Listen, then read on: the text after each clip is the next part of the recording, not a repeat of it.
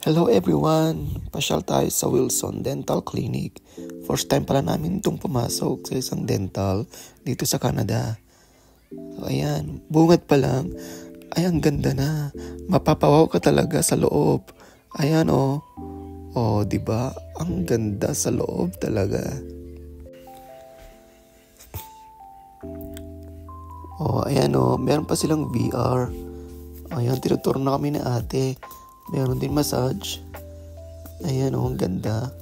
Meron ding patubigan. Oh, ayan si ate. Tinuturo niya kami sa mga pwedeng gawin while waiting. Dito kami sa pantry. Kung nagugutom kami, ay pwede kailangan pa kami kumuha doon ng mga pagkain. Popcorn, ganon, tubig, coke, and everything, and drinks.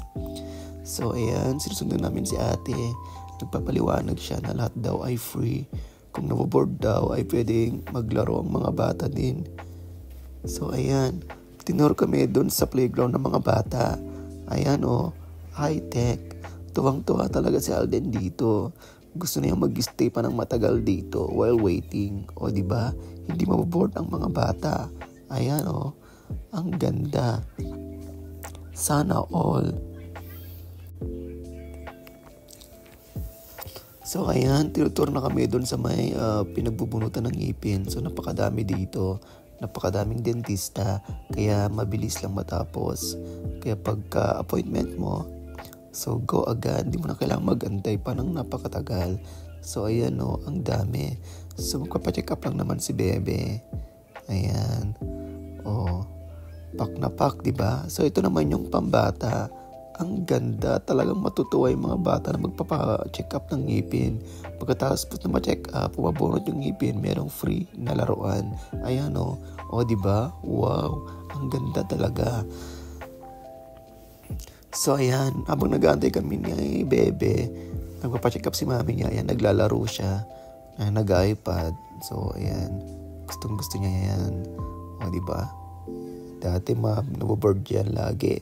So ako naman, habang nag-aantay, yung pinapanood ko yung bata nag-VR.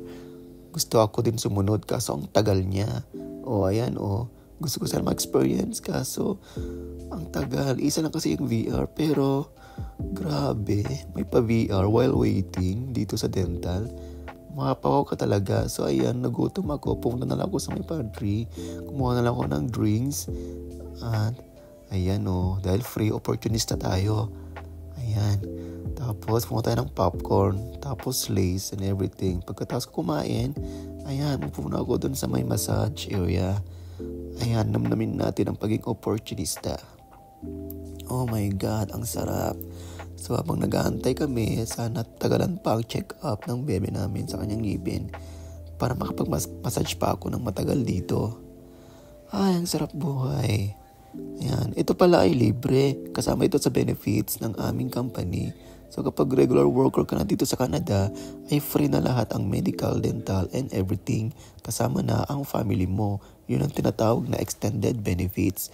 O diba, ang saya. Free lahat yun. Pati sa check-up ng mata. Ganon. So ang saya. O diba? So siya, dito na nagtatapos ang aking vlog. Bye-bye. See you again.